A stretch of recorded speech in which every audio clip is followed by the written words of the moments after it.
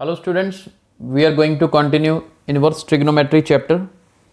Look at the question. What is the principal value of cos inverse cos 2 pi by 3 plus sin inverse sin 2 pi by 3? हमने अपने पिछले lecture में principal value निकालनी सीखी थी, बस उसमें इंडिविजुअल इन्वर्स ट्रिग्नोमेट्रिक फंक्शन था। यहाँ पर दो अलग अलग एडिशन की फॉर्म में हमारे पास हैं, तो मुश्किल नहीं, आसान ही होगा। थोड़ा सा देखना जरूरी है कि आगे करना क्या है। इनको इंडिविजुअली हमें सॉल्व करना पड़ेगा। जैसे मैं इस फर्स्ट वाले टर्म की बात करूं, यहाँ पर मेरे पास है cos inverse cos 2 pi by 3। पहले इसको सॉल्व करते हैं। इसके लिए देखो, कोस इनवर्स से कोस कब खत्म होगा? जब 2 पाई बाई 3 जो है रेंज में आता होगा। अब कोस की रेंज क्या है ये मुझे याद होनी चाहिए। कोस की रेंज क्या होती है? 0 से लेकर पाई तक, राइट। यहाँ पर देखिए, मैं इसका आंसर सीधा 2 पाई बाई 3 लिख सकता हूँ। क्यों? क्योंकि जो 2 पाई बाई 3 है वो इसकी रेंज के बीच में आता है। उसकी रेंज थी 0 से पाई, देखो 2 पाई बाई 3 इनके बीच में आ रहा है। अब अगर किसी के मन में क्वेश्चन हो बीच में कैसे आ रहा है, देखो पाई की वैल्यू 180 होती है। 180 बाई 3 करोगे ना 60 होगा। 60 को 2 से करोगे 120, तो 0 और 180 के बीच में ही आता है 120। इसलिए कोस इनवर्स से कोस खत्म और 2 पाई बाई 3। फर्स्ट टर्म का आंसर तो सीधा 2 पाई बाई 3 है। सेकेंड टर्म की बात करते हैं। सेकेंड टर्म हमारे पास है sine inverse sine 2 pi by 3। अब देखो, साइन की हमारे पास रेंज क्या होती है? अब मैं रेंज अगर बताऊं तो माइनस पाई बाई 2 से ये होती है, देखो माइनस पाई बाई 2 से पाई बाई 2, यानी माइनस 90 से प्लस 90। ये तो 120 है ना, ये तो इसके बीच में नहीं आता, यानी कि हमें इसे चेंज करना पड़ेगा। चेंज कैसे करते हैं? अब ये ध्यान से देखिए। चेंज करेंगे, sine inverse as it is पड़ा रहने दो, और फर्दर इसे देखो, ये साइन 2 पाई बाई 3 को मैं अलग फॉर्म में लिख रहा हूं। देखो पाई माइनस पाई बाई 3 करके देखोगे ना, 3 एलसीएम लोगे 3 पाई माइनस पाई 2 पाई बनेगा, सेम ही बनेगा। लेकिन ऐसा लिखने से मुझे बेनिफिट क्या हुआ? साइन 180 माइनस थीटा किसके इक्वल होता है? साइन थीटा के। तो sine pi minus pi by 3 is equal to sine pi by 3। अब पाई बाई 3 होता है 60, जो कि मेरी रेंज में आता है, तो मैं इसको सीधा लिख सकता हूं क्या?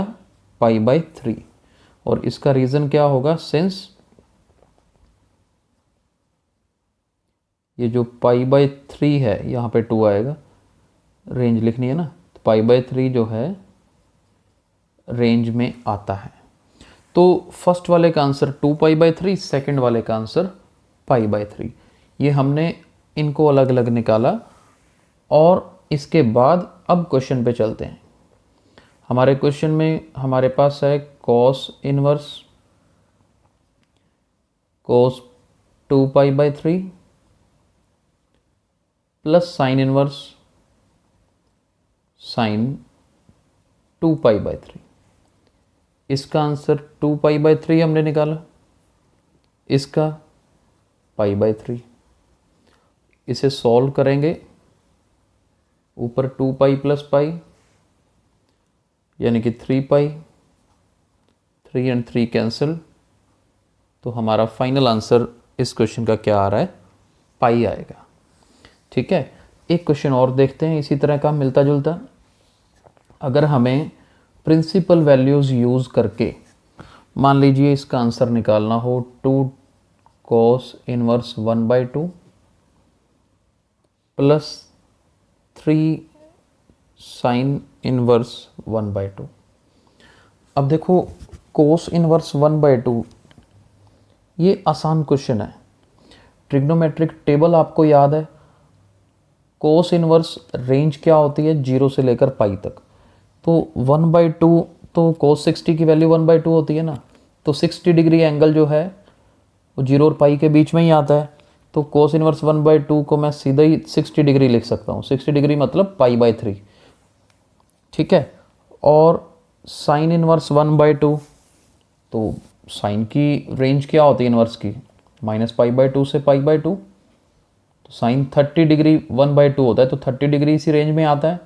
हाँ, 30 डिग्री को पाई की फॉर्म में लिखना है तो π/6, 180 को 6 से डिवाइड करते हैं तो 30 बनता है। तो ये क्या बनेगा, 2π/3, ये देखो ये 3 से कट रहा है,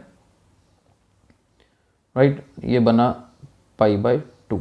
एलसीएम ले लो, 3 और 2 का एलसीएम 6 होगा, 3 2s are 6, 2 2s are 4π, 2 3s are 6, तो 3π, यानी कि फाइनल आंसर कितना आएगा, 7π/6 फाइनल आंसर होगा, राइट। चलिए नेक्स्ट क्वेश्चन देखते हैं। बहुत आसान है, मुश्किल नहीं है, बस थोड़े से आपको कंसेप्ट तो देखो याद रखने पड़ेंगे। पिछला लेक्चर अच्छे से जरूर देखना, अगर किसी ने नहीं देखा तो बहुत अच्छे से समझ आएगा। अभी देखिए प्रिंसिपल वैल्यू निकालनी है हमें इसकी, tangent inverse √3 minus secant inverse -2। अब इसकी अगर हमें प्रिंसिपल वैल्यू निकालनी है, सबसे पहले बात करनी है हमें फर्स्ट टर्म क्या है जी, टेंजेंट इनवर्स √3 की। मैं इसका सीधा ही आंसर π/3 लिख रहा हूँ।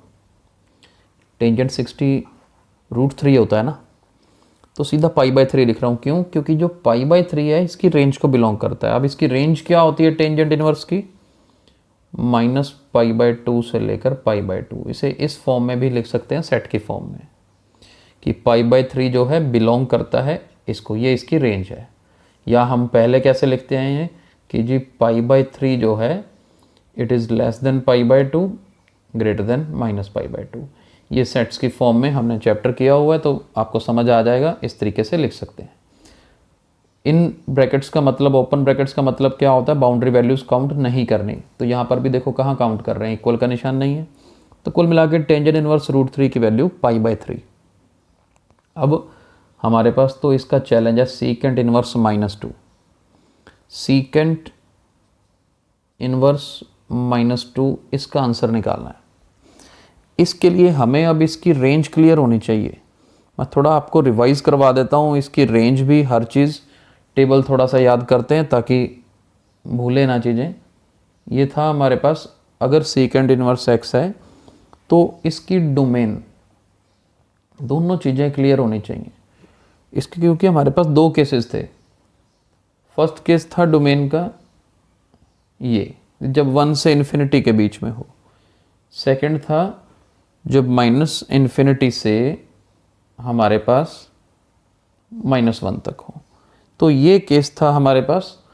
अब इन दोनों के लिए रेंज अलग अलग थी। इसके लिए रेंज थी 0 से π/2 के बीच में आंसर आएगा, और नीचे वाले के लिए π/2 से π तक। मेरे पास ये वैल्यू -2 है, वो इस सेकंड केस में आ रही है, यानी कि इसके जो एंगल का आंसर होगा ना वो π/2 से π के बीच में होगा। π/2 से π के बीच में होने का मतलब सेकंड क्वाड्रेंट में होगा। ठीक है, तो चलिए देखते हैं इसको सॉल्व कैसे करना है। ये देखिए, मैं इसको पहले हमने किया था y = सपोज करके, वो मेथड लगा सकते हो पिछले लेक्चर की तरह। और देखिए कैसे कर सकते हैं, माइनस एज इट इज पड़ा रहने दो।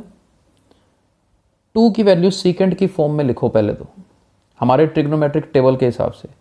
सीकेंट 60 की वैल्यू 2 होती है, तो हम सीकेंट π/3 लिख देते हैं। अभी कटेगा नहीं, माइनस है ना बीच में, तो अभी कुछ नहीं कर सकते। अब हमारा मकसद है ये माइनस ख़त्म करना। माइनस ख़त्म कैसे होगा, और सेकंड क्वाड्रेंट में रहना, दोनों चीज़ें। हम इसको ये लिख सकते हैं π - π/3। अब देखो ख़त्म हुआ कि नहीं हुआ, क्योंकि सीकेंट 180 माइनस थीटा किसके इक्वल होता है, माइनस सीकेंट थीटा के। ये देखो सोचना तो पड़ेगा थोड़ा, हर तरह के कंसेप्ट याद रखने पड़ेंगे। सीकेंट 180 माइनस थीटा क्या होता है, माइनस सीकेंट थीटा, तो वही यूज़ कर लिया। अब देखते हैं, अब पाई में से π/3 माइनस करो, एलसीएम लेके 3 × π, 3π - π, ये बनेगा जी 2π/3। अब देखना है हमें क्या 2π/3 मेरी रेंज में आता है। एंगल तो चेंज कर दिया मैंने, मेरी रेंज है π/2 से पाई के, यानी 90 से 180, 90 से 180। यहाँ पुट करो 180, 180/3 60, 60 × 2 120, तो ये 120 बनता है, बिल्कुल 90 और 180 के बीच में आता है। तो मैं इसका आंसर सीधा क्या लिख सकता हूँ अब, 2π/3, यानी कि फर्स्ट वाले का आंसर π/3, दूसरे का आंसर 2π/3। चलिए अब देखते हैं फाइनली हम क्या कहाँ पहुँच रहे हैं, क्या हमारा आंसर आ रहा है। फाइनली ये देखिए, टेंजेंट इनवर्स √3 है माइनस सीकेंट इनवर्स -2 है, राइट। टेंजेंट इनवर्स √3 की वैल्यू हमने निकाली π/3, सीकेंट इनवर्स -2 की वैल्यू हमने निकाली 2π/3। 3 एलसीएम π - 2π, यानी कि -π/3 आंसर होगा जी, राइट। तो आज हमने कंसेप्ट किया जब एडिशन या सब्ट्रैक्शन हो दो इनवर्स ट्रिग्नोमेट्रिक फंक्शंस की और उनकी प्रिंसिपल वैल्यू या फिर वैल्यू निकालनी हो, राइट। इसी के बेस पे आपको असाइनमेंट दे रहे हैं, बड़े ध्यान से देखिएगा। चलिए असाइनमेंट देख लीजिए। फर्स्ट क्वेश्चन में 3 इनवर्स ट्रिग्नोमेट्रिक फंक्शन है और सेकंड क्वेश्चन के 2 पार्ट हैं। सिंपल क्वेश्चंस है, मुश्किल नहीं है, आप इनकी प्रैक्टिस करिए। कल हम आगे कंटिन्यू करेंगे। Thank you.